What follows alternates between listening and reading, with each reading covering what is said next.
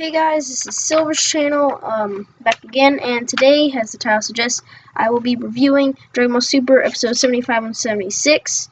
And before we get started, I apologize for the lack of uploads and just not getting these reviews out on time. A lot of times on certain weekends, I don't have time to do videos, just depending on what type of weekend it is. And that's why I really like that these two-parters you can get away with like getting a week without doing a review. But this time around, like, I'm just now recording the review for these two episodes when episode 77 is like coming out like right at this moment. But yeah, I really do apologize about that. I've just had a really rough week. It's been really busy, and I'm just really tired. I'm recording this at like 12 a.m. or something, but yeah. So the episode begins with episode 75, and this, like, as soon as I saw the first couple minutes of this episode, I knew like this was the best filler. I said that for the Great Saiyaman stuff, but this is even better. It starts out with so it's Goku. He's doing his whole job for Chi-Chi, like he's been doing since the beginning of Dragon Ball, and he's training during it, and he needs someone to train with. Whis won't train with him because apparently Beerus actually does important things, and I don't know how to comment on that. Piccolo's busy with Dende, and Vegeta just stares at him with why, you may ask, the whole Bulma thing, daughter, hint, hint. But yeah, so it starts out, and Gohan is brought by Goten to come train with him, and so he goes, and because I guess it's because the whole last arc got him into the whole Great Saiyaman spirit again. So he went Great Saiyaman against Goku, and he had a pretty good fight against him.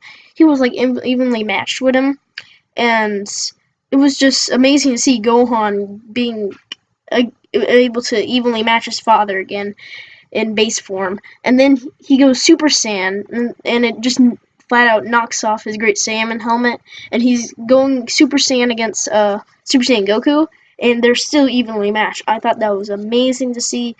I was kind of hoping for like a Super Saiyan 2 battle to show how hard Piccolo's been training him, but we didn't get to see that. I didn't really expect it, but kind of wanted to see it. But yeah. So after that part, and they end up like destroying the whole land, all the land, and Chi-Chi gets mad, and goes like Kaioken, which is a reference. Like, it's not canon, okay? It's a joke. But I thought that was really funny. And then, so now Goku's gonna try to go and find someone else and to train with, because Gohan leaves after he finds out what he got out of hand, and he didn't want to get scolded by his mother like when he was a kid.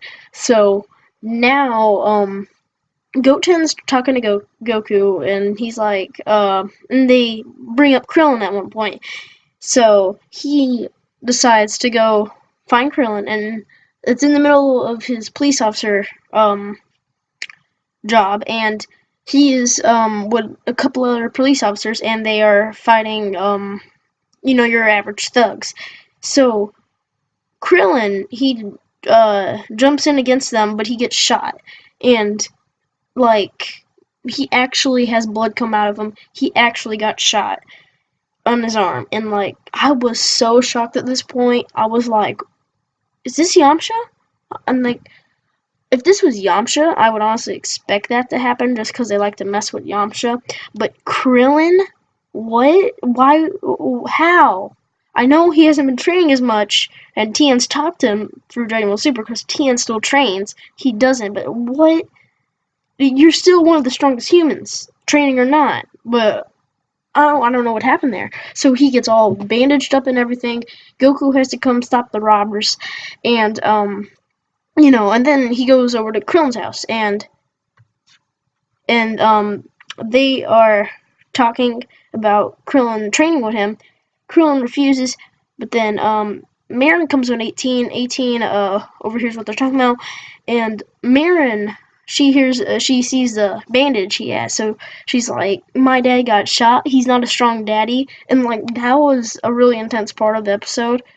Like, it just showed that they're really trying to put some character development before the Universal Survival arc. They did it for Gohan, now they're doing it for Krillin. Can't wait to see what they do for Tien, but if they do anything. And so at this point, 18, she's like, this is not the man I married. Like, what? They're getting, like, we never really saw much about Krillin and 18's relationship, so they're getting really in, like, to their family now, because we don't see much about Marin or 18 now. It's just Krillin being a cop, and but to see that, and it like really changed Krillin's perspective on everything, he immediately wanted Goku to help him get stronger. So they decide the best way to do this is to go to Master Roshi like they did when they were kids. Now, I never watched the original Dragon Ball, but for people who did, a lot of people have said it from their reviews, it was really nostalgic for them, and I thought it was cool. Like, as I said, I never watched the original Dragon Ball, but I just like Master Roshi as a character, and like more when he interacts with like Goku or Krillin, and so they go to Master Roshi, give him his greetings, and and so he's gonna train them now, but the first thing he wants them to do is spar each other, and so I thought this was hilarious. He put Goku in this like turtle suit to give Krillin a chance, because this way he cannot transform. He can not do like it just he cannot fly because it's heavy. It really pushes him down. But still, Goku is able to beat Krillin. And at this point, I was really disappointed with Krillin, because Krillin, he's definitely not one of my favorite characters. That's like Future Trunks and stuff like that. But out of the non-Saiyans, he's one of my favorite characters for sure. When he's just always going up against people he knows he can't beat in Dragon Ball Z, and he just had a lot of bravery in him. Now it's all gone. Like, I didn't know what they did to the character, but excuse me. But at this point, he's like really disappointed with himself. At night, while Goku's asleep, he's just staring out and past the Kami house into the water, and Master Roshi comes up, talks to him about it, and like Master Roshi's basically like he serves as a mentor, like he did in the old Dragon Ball. He's still there, but not. I'm glad actually that they put him in the Universal Survival arc now, because his relationship with characters like Krillin, I think, could be really helpful, and it's just cool to see him in that whole master helper type of guy. But so the next day they have another mission, and this mission is or another training session, and it is to go to this forest and bring back a special herb. And if they do this, apparently they will get a quote-unquote new move that's really helpful. I forgot exactly what it was, but he has him do that. But the thing is, though, they're flying there, and Krillin's still saying, I don't want to be a martial artist, and I just want to show Marin. So, yeah, but like, that doesn't end up happening. Yeah, so, and I don't really get how he could have not been a martial artist, but at the same time showing Marin that he's still tough. I don't know where I'm going with this, but okay, so then they get to the forest and they meet up with Baba, the fortune teller, Master Roshi's sister, and she has them enter the real, like, the depth of the forest or whatever. And when they get in there, it starts out with as soon as they walk in there, before they can do the race or whatever, who can get the herbs first, all the old villains pop up. We have, okay, like, we have Frieza, Super Boo, Tambourine, Vegeta, Nappa, Raditz, Perfect Cell, King Piccolo, Ginyu Force, Deborah, and, like, what? Like, I totally didn't write those down, but,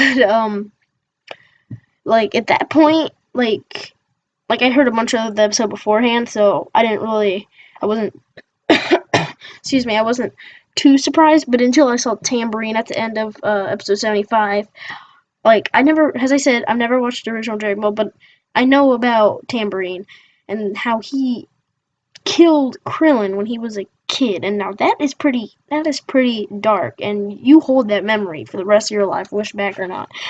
So, Krillin was in pretty big trouble.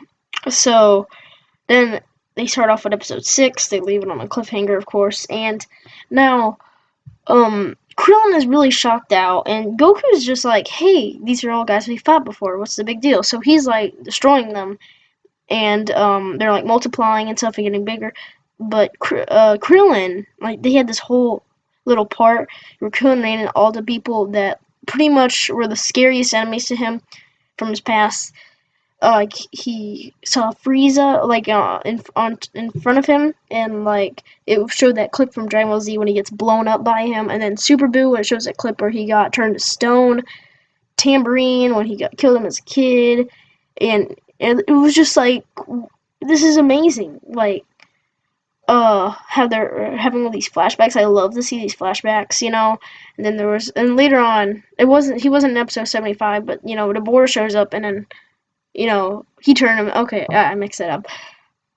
It was Super Boo turned him into chocolate. Deborah turned him into stones. I think I mixed that up. Sorry, but yeah. So it was pretty emotional for Krillin. So, like, he went to a stage of shock. He couldn't do anything. Goku had to do everything for him.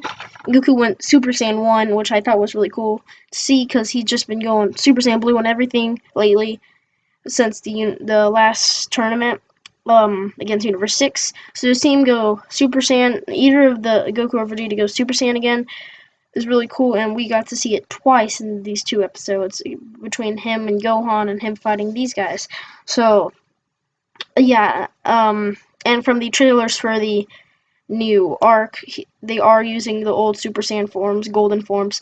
So I'm really glad to see those back because I like Super Saiyan Blue, but I also like the old forms. But so it gets to a point where Krillin's pretty screwed. He's doing horrible, and, like, eventually Goku, or not Goku, Krillin, he's like he's going nuts about this. He can't fight at all. He can't do, like, a single punch and hit. And then, like, so Goku has to, like, get Krillin out of there. He has to defend him, and then out of nowhere, I thought this was really weird. I don't know why they did it, but a Bulma shows up, has one of the enemies, because they're all multiplying, getting bigger, so they're obviously parts of their imagination that well, they're all like illusions in their mind from the forest, but they can still hurt you. It's weird. But so Bulma's like flying after them. Like, I was thinking they would use something like 18 or something, because I thought that would have been a lot more interesting for Krillin. But yeah, so that got really weird. And then, so Krillin's wanting to get out of there. He wants to get out of the forest. He doesn't care about the herb or anything.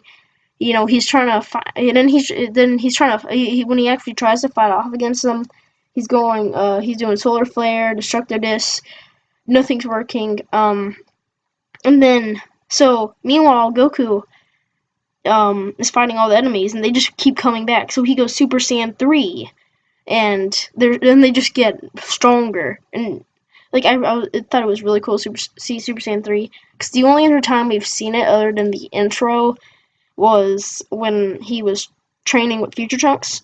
So I thought that was really cool, but it was only for a split second, so kind of disappointed about that.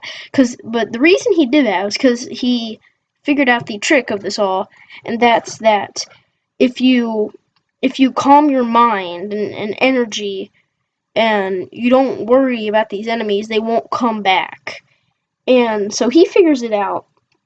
But if he uses any energy or something to try to fight back, then they'll come back. So what he does, another callback to the old Dragon Ball, he calls the Flying Nimbus. And I thought this was really cool because, like, in one of the outros, I forgot which one it was. One of the many ones we've had over Dragon Ball Super had him flying with the Nimbus and Power Pole, and we never got to see that. Well, now at least we got to see the Nimbus. So he's flying over to find Krillin with the Nimbus, and Krillin's getting wrecked. He doesn't know what to do. And meanwhile, 18 and Marin went over to the Kami house, see what's going on with Master Roshi, and they're looking through Baba's magical ball to see what's happening to Krillin. And so basically, the Marin's just watching her dad get destroyed, and yeah, it just gets really weird at that point. And for like Krillin is going like insane. I don't know if I'm saying that so many times, but like I just thought for Krillin especially, this was a really emotional episode. And then, so finally though, Krillin figures it out. He calms himself. He stops fearing the past, so he can be ready for the future. And he goes and does this thing where he does his like punch, and it has like this white glowing energy. It's in the thumbnail of this video, and and it like destroys the imagination guys, whatever, the enemies.